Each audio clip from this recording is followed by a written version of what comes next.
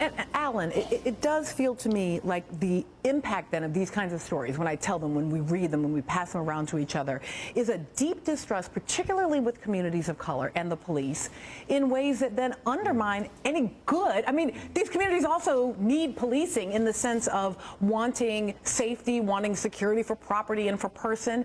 But these stories undermine everything that could happen in those relationships. That's right. I mean, I think these stories, and we know that there are many, many more where they came from, they really speak to the multiple ways in which the criminal justice system is broken right now. These are events that should not happen to any human being anywhere in the world. It's also simultaneously unacceptable that they only happen to low-income people of color, or certainly broadly disproportionately, and then they don't keep us safe.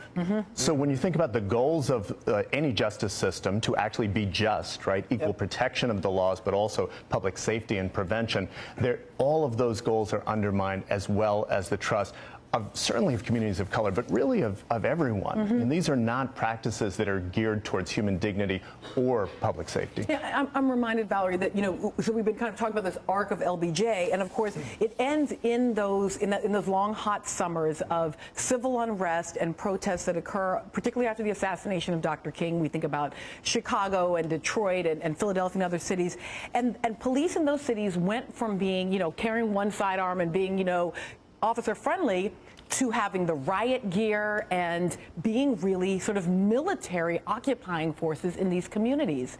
Can we start to dig out from under this in any way? Yes, I mean, there is good news. In Connecticut, I had the privilege of working for several years with Latino residents who would pull back their sleeves to show me their scars at the hands of local police officers who were harassing, profiling, and brutalizing this community. They joined with lawyers and with faith leaders to march into the streets, to tell their stories to the public. They caught the attention of the U.S. Department of Justice. And just this month, the officers who were responsible for the most violent crimes were put on trial and were convicted.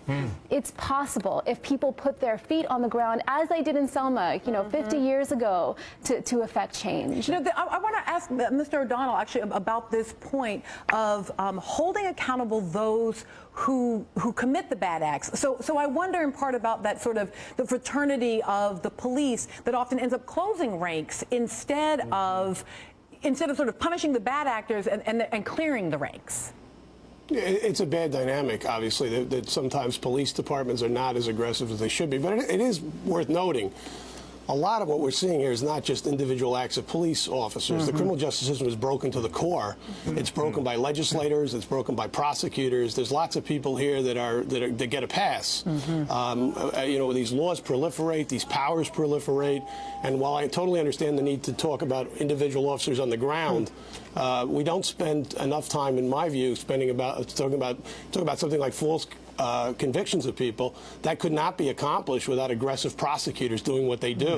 Some of these laws, again, there seem to be thousands of laws in some jurisdictions for the most minor offenses, and yet if you ask people, do you want them repealed, very few people will say, yes, I want them repealed. So it seems to me you can't have it both ways. You can't constantly be adding these laws, these penalties into this brutal system, this scary system, and then say to the police, well, we're going to just leave it at your doorstep. Again, not to diminish the responsibility of individual police people. Stay with me. We're going to stay on exactly this issue of the continuing police state when we come back. And Alan, I feel like, you know, I almost hate to bring it up, but I feel like we kind of can't even have this conversation unless we talk a little bit about the new sort of viral narrative about young people going up and beating up you know, unsuspecting pedestrians, right? And so that's been the new, you know, these this language that what we're seeing, and they're horrifying. I mean, there's no way to look at that image and feel anything other than awful. And yet it's almost as though on the heels of the de Blasio win and the idea that we're going to stop stopping and frisking and we're going to have some real conversations about police accountability, that the response of at least some in the media is to immediately begin the fear-mongering around young people, and particularly young people of color. This is what will happen in de Blasio's New York, sort of. That's right, and yet we know that crime has been going down in New York City for 25 years. It's actually at the lowest level. It's at levels that are lower than when JFK was assassinated in 1963. But it's not that crime doesn't happen. right? It's that policing needs to be focused on preventing crime, on evidence of wrongdoing or intended wrongdoing, and not on what someone looks like, what accent they have, and the like. And what's both frustrating but also encouraging is we have a lot of common sense solutions. We actually know that when policing systems use clear rules, very good training, accountability and assessment, actually looking at how policing is happening using data, but also listening to communities, we see changes. Colorado, for instance, has a very good program that's produced some real change. And the Obama administration gives out, as have prior administrations, a lot of money for community policing under what's called the COPS program. I think something that they can do tomorrow is begin to implement some best practices and rules and accountability. No federal taxpayer money should be going to a police department where these kinds of things are going on. Without that accountability. Eugene, let me come back to you here for a moment. What do we know about best practices in terms of, I just want to come back to a point that Valerie made earlier about faith communities and the communities actually engaging with the police. Are there communities that you've studied or that you've seen where we have some best practices of actually moving from that sense of police state to a more collective process of building public safety? Well, the best practice is to acknowledge that race is at the heart of so much policing, and that often gets skirted. And then beyond that, the best practice is for the cops to buy this in their souls. We have too much imposed rule-oriented stuff. The cops have to see this in their souls. And I do think, since we're talking about good news, one piece of good news in New York with stop and frisk is the police union actually played a very good role in that issue by repeatedly saying stop and frisk should not be numbers driven.